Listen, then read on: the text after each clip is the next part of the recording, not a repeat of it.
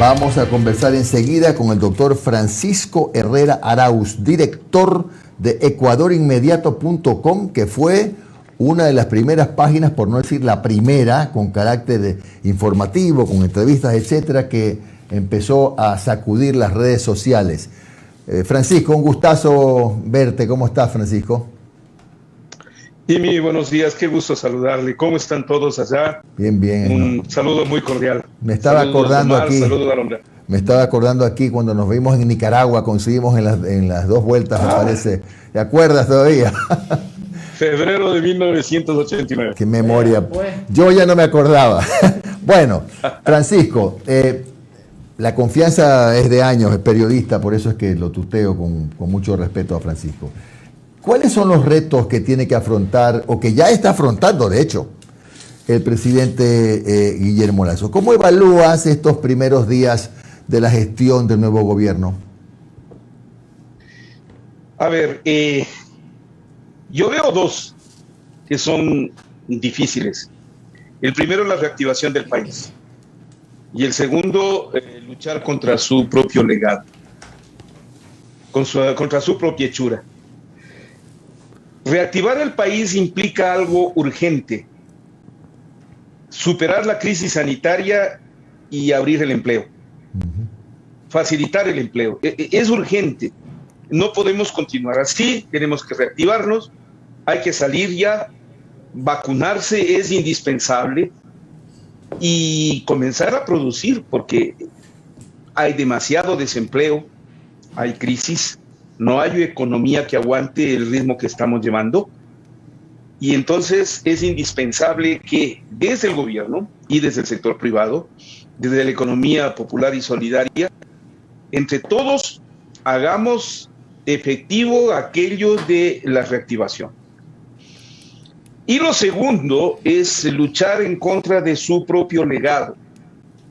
Nadie puede negar, y creo que sería un absurdo que el gobierno lo niegue, que ellos fueron parte del cogobierno de la traición con Lenín Moreno. Todos ellos. Son los que están ahora cogobernando. Creo cogobernó con Alianza País, con los socialcristianos, con Izquierda Democrática, con Pachacuti, con el MPD, en tiempos de Moreno. En este momento, casi están los mismos. Creo, la Izquierda Democrática, Pachacuti y algunos sectores independientes están en el cogobierno. El problema es lo que vienen heredando, una crisis espantosa de institucionalidad en el Ecuador que realmente le está afectando. Está en contra de su propia imagen. Nadie en este momento tiene la impresión de que ha cambiado algo. Tal vez solo el nombre del gobernante. Pero ni aún así hay la sensación de que ya cambiamos de gobierno. Siguen los mismos disparates, los mismos dislates, los mismos actos de corrupción. Quizás hasta los mismos actores de la corrupción, Pablo Celi. Y entonces el cogobierno de la traición ahora se traslada. Eso para el gobierno actual va a ser sumamente crítico y difícil, porque no se puede enfrentar lo que uno mismo hizo sin ser contradictorio, ¿no? Francisco, el problema que tiene, aparte de lo que has relatado, es que con otros nombres, con otros actores o con los mismos, de cualquier manera, el hueco fiscal que tiene que cubrir el país es de más o menos, y en esto ya han coincidido algunos economistas, de 1.300 millones de dólares al mes. Con una crisis fiscal tan profunda, ¿cómo se puede salir de este bache en el que está el Ecuador? El gobierno tiene que entregarle un plan económico al país, que hasta este momento no lo ha entregado. Yo veo un ministro como el señor economista Cueva, dando palos de ciego. No hay, a ver, durante los 4 años de Lenín Moreno no hubo un plan económico, no hubo uno solo, que no sea el impuesto por el Fondo Monetario Internacional. Y como da la impresión de que es una secuencia del mismo, en este momento el gobierno no le ha entregado al país un plan económico, y creo que es justo que lo haga para enfrentar lo que tú mencionas, Jimmy.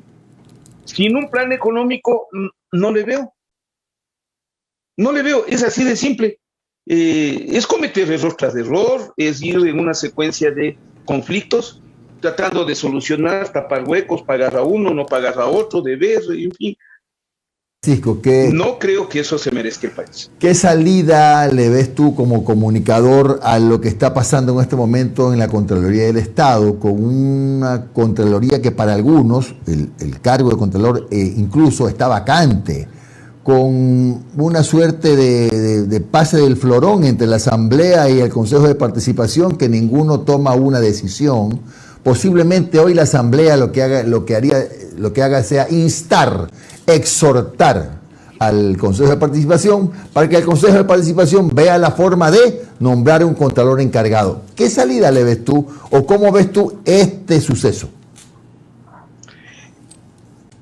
A horas del 3 de junio del 2017, cuando Pablo Celi rompió el acta de destitución en la Contraloría General del Estado, en Ecuador inmediato lo denunciamos, pusimos el video. A partir de ahí, creo que fuimos tres voces, las que reclamamos todo el tiempo por este tema. El que les habla, José Regato Cordero y la doctora Sabet Chamú. Todos los demás, prensa, clase política, gobierno, sectores sociales, anticorrupción y todos los demás, echaban gloas y saumerio al señor Pablo Celi. Era su favorito. Le toleraron todo. El pestilente legado que dejó Julio César Trujillo le dejó santificando con la Corte 14, la Corte Constitucional, a Pablo Celi, a que se quede hasta el 2022 sin que lo puedan topar. Celi está blindado por la Corte Constitucional, que es cómplice y encubridora de todos los delitos cometidos por Pablo Celi con ese blindaje. De manera que la crisis no es cuestión de un momento, ni porque le pescaron, ni porque le detuvieron. En este momento hay crisis en la Contraloría porque Pablo Celi sabe demasiado, encubrió demasiado, promovió demasiado con ellos el delito y ya no saben qué hacer con Pablo Celi. Francisco. El Consejo de Participación Ciudadana no puede tener un papel más poco, digo, andar exhortando a que el señor renuncie. Y la Asamblea es la que tiene en este momento la solución. En este momento. Que es el juicio político. Es la única manera en la que tienes que sacar a Pablo Celi.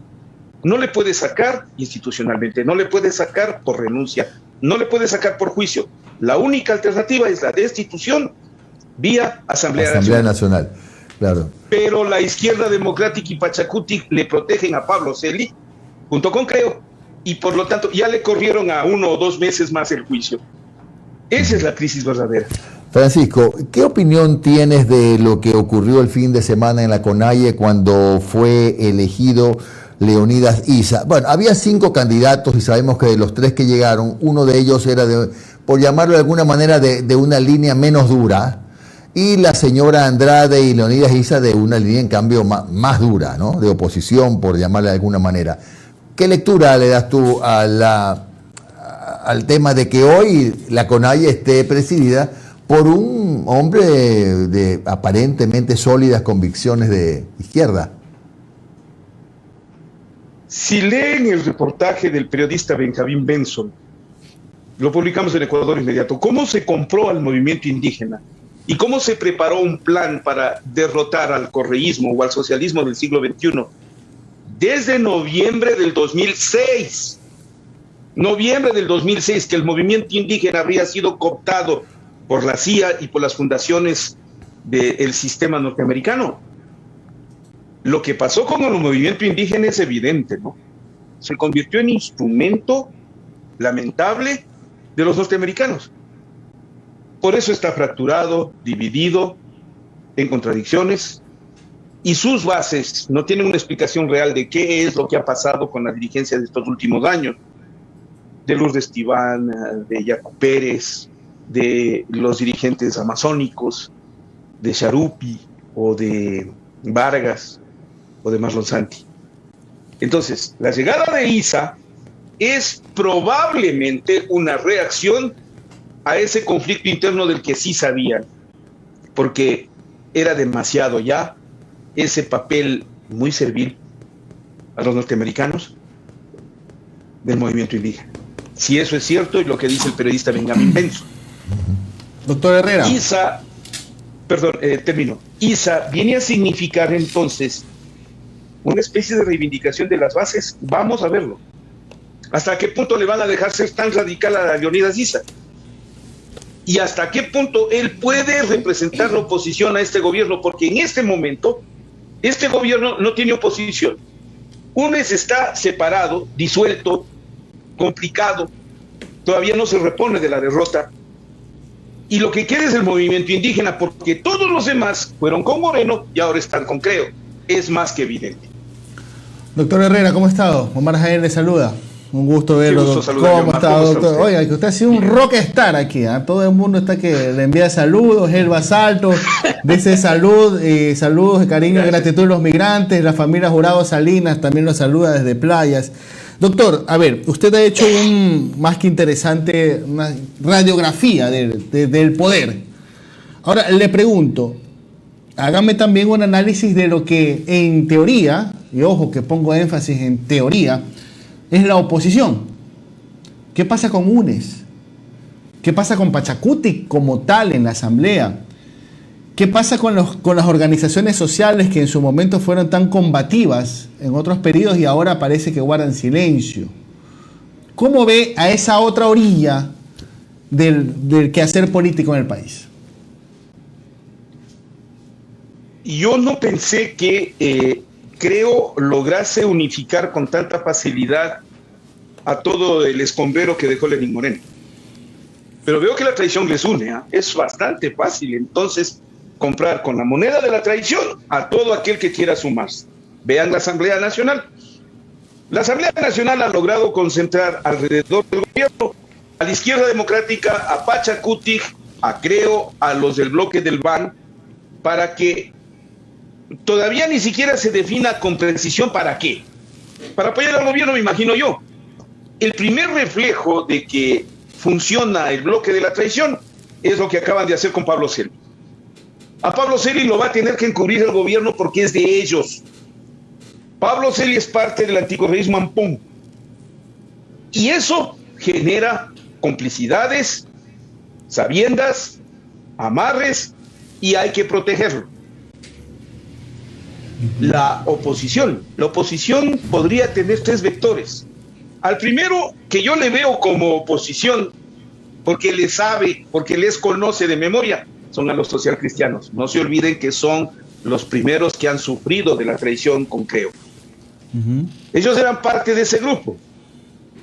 Lo que pasa es que los socialcristianos suelen hacer una oposición extraña, ¿no? Por debajo, sin aparecer. Y deben estar haciéndolo. El desgaste debe ser continuo en este momento en filas de la derecha, con una oposición del Partido Social Cristiano, experto en manejar el poder atrás del cortinaje. UNES tiene en este momento un problema, y es que no son fuerza política, teniendo alta capacidad de votación como la tuvieron. Representan el 48% en este país del voto en el progresismo. ¿Cuál es el conflicto? El conflicto es no haber sido partido. Lo que le queda a UNES es reestructurarse interiormente, hacer partido, hagan partido político, salgan a la calle, conquisten al votante, como partido, como tendencia, como movimiento, o como movimientos en conjunto. El correísmo, el progresismo, el socialismo, el izquierdismo, el marxismo, el catolicismo, la izquierda cristiana, los sectores de base, las comunidades, es todo una agrupación que debe fortalecerse. Ese debe ser el esquema de oposición desde el lado del progresismo y de la izquierda. Y hay el sector indígena, que siempre tiene su propia agenda. Eso es algo que hay que entenderlo. El sector indígena juega con su propia agenda y se opone a los gobiernos que no le cumplen su agenda. La oposición con Rafael Correa fue eso. La oposición a no permitirles el seguir controlando su agrupación, sus feudos, su control de la educación intercultural, el tema del agua, el tema de la tierra, el tema del aire. Es decir, ahí ellos corren por su lado.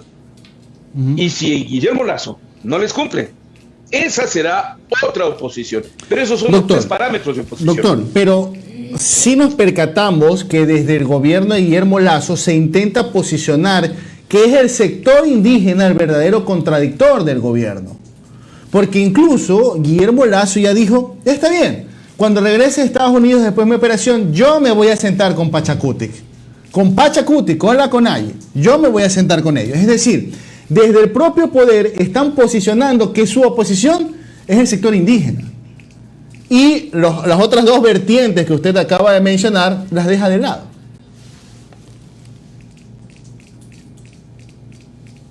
Porque me da la impresión de que... no sé si me están escuchando. Sí. Porque me da la impresión de que ahí hay confianza con Pachacuti. Con los otros 2 no tiene establecido un parámetro de confianza. Ninguno. Pero con Pachacuti sí. Nunca se olviden de ciertas imágenes. La entrega sumisa del poder legislativo a Guillermo Lasso en el discurso de la presidenta Yori. Nunca se olviden de eso. No se olviden la integración de la bancada de Pachacuti a ese bloque en defensa del gobierno. Y el proceso de correlación que se tiene en distintos sectores que Pachacuti puede hacer.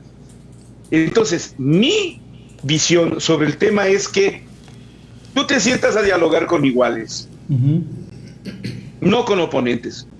Los oponentes no están en Pachacuti. Pachacuti es cogobierno con Guillermo Lasso, desde la Asamblea y ahora en correlación, por ejemplo, en el caso del Contralor, en ciertos hechos. Esa es la parte difícil que no pudieron explicar los sectores pro gobierno, pro Lasso, pro CIA, pro norteamericanos en el Congreso de la CONAIE. Eso es lo que no pudieron explicar a las bases. Las bases no pueden aceptar, decir, somos oposición, pero, ahí viene el pero, estamos en compartición en la Asamblea. Ese es para mí el grave punto de conflicto para Pachacuti, ¿no? Claro. ¿Cómo está, doctor? Qué gusto saludarle. Soy Alondra Santiago. ¿Cómo le va? Doctor, justo ese tema hablarlo, porque aquí muchas veces hemos entrevistado a integrantes de la comunidad indígena, a Pachacuti, la CONAIE, etcétera, ¿no? Y yo también he visto este tipo de contradicción en donde, a mi punto de vista muy personal, como que no se ponen de acuerdo, ¿no? Un día dice que no, que vamos a las calles, que vamos a salir, que somos oposición, pero al otro terminan la manifestación con el viceministro de gobierno. Al otro día te dicen, no es posible porque el combustible, y al otro día le entregan el bastón de mando. Entonces, no entiendo muy bien, usted dice que ellos realmente no son oposición, ellos realmente están cogobernando, y así pasará a pesar de que se tomen ciertas medidas que pueda afectar a la comunidad indígena, doctor. Porque, Alondra, le repito, Pachacuti tiene su propia agenda. Ellos hacen su propio esquema de gobierno. A fin de cuentas, ellos controlan o manejan el poder en las comunidades indígenas. Allá no llega el gobierno. Claro. Allá no llega el gobierno. Allá tienen hasta su propio sentido de autoridad. Eso se llama justicia indígena. Tienen su propio esquema de correlación social. La comunidad, la minga. Son sectores orgánicos, no son dispersos. No lo entiendan como un grupo disperso al cual es fácilmente manipulable. No. Entonces, ellos manejarán a conveniencia la relación con Guillermo Lasso. Y Guillermo Lasso lo sabe. Han compartido con ellos los últimos 10, 12 años. Las campañas de Guillermo Lasso también han tenido una correlación directa con el movimiento indígena. Y si no, la altísima confianza que tenían Yacu Pérez y el señor Guillermo Lasso fue notoria cuando en el 2017 Pérez y un sector del movimiento indígena apoyó a Guillermo Lasso abiertamente.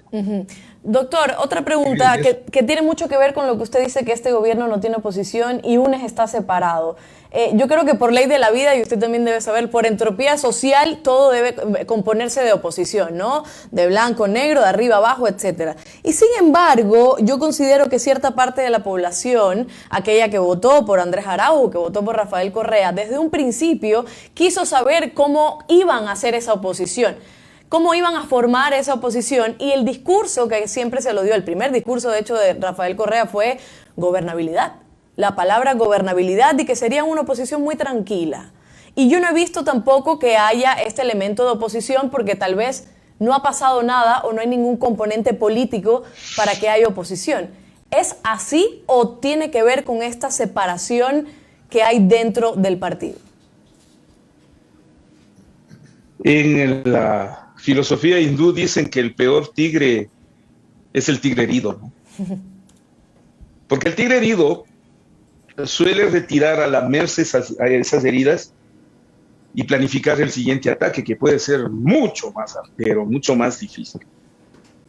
Yo le veo a Unes como el tigre herido. La derrota fue muy fuerte. La derrota fue muy dura. Les veo a todos en un principio replegados, con el grave peligro que implica la derrota, que es aventarse las culpas entre ellos. Y comenzar a enrostrarse los errores entre ellos, lo que genera divisiones, fracturas y conflictos. Yo le veo todavía a un Rafael Correa a la espera, en ese lamerse las heridas. En ese plano le veo a Rafael Correa. Para Correa también debe ser muy dura esa derrota. Claro. Y tener en sus manos la posibilidad de conducir el siguiente destino debe ser también un dilema para Rafael Correa. ¿Por qué tiene que hacerlo? ¿Por qué tiene que ser él? ¿Por qué no hay un proceso? Le culpan frecuentemente de que no deja a los siguientes líderes, correcto. Tendrá que asimilar ese cuestionante también. Y entonces, eso implica para los nuevos líderes que surjan, asumir ese papel. Y eso no es fácil. Una de las últimas preguntas, doctor. ¿Debería surgir un nuevo líder más allá de Rafael Correa? ¿Debería inmediatamente, ya en este momento, haber un nuevo líder que tal vez se desprenda un poco de la ideología o de la persona que es Rafael Correa? Pues si los hay, ya les llegó el momento, ¿no? Yo creo sinceramente que UNES debe constituirse en un proceso de agrupación de los pequeños grupos o medianos grupos en un gran grupo que constituiría esa suma. Cada quien quiere ser líder en su espacio, y eso yo siempre le he visto a la izquierda. Yo he estado cerca de la izquierda los últimos 45 años de mi vida, y siempre les he visto divididos, caníbales muchas veces, comiéndonos entre unos y otros, por hacer el gran movimiento, por hacer el gran partido. Bueno, háganlo desde la constitución de los pequeños grupos, háganlo, pero hagan partidos, sean oposición de esa manera. Que Correa se haya pronunciado por la gobernabilidad, a mí me parece que era una medida necesaria en un país tan convulsionado, dividido y fragmentado como estamos. Si a alguien se le ocurre la idea de seamos prudentes en la oposición, demos gobernabilidad, que no se la dieron a Correa, bueno, démosle gobernabilidad para que Guillermo Lasso, en el tiempo que sea necesario, muchos dicen los 100 días, yo no entiendo de dónde salieron los 100 días, pero permítanle lo que yo he planteado desde un principio. Necesitamos reactivarnos, y eso no nos da la lucha política, y necesitamos reconstituir institucionalmente al Ecuador. Esos dos factores los tiene que hacer el gobierno. El gobierno. La oposición tiene que construirse políticamente para futuro. Gracias, doctor Francisco Herrera, director de ecuadorinmediato.com, por su comparecencia en Un Café con JJ. Abrazo, Francisco. Gracias, doctor. Gracias. A ustedes.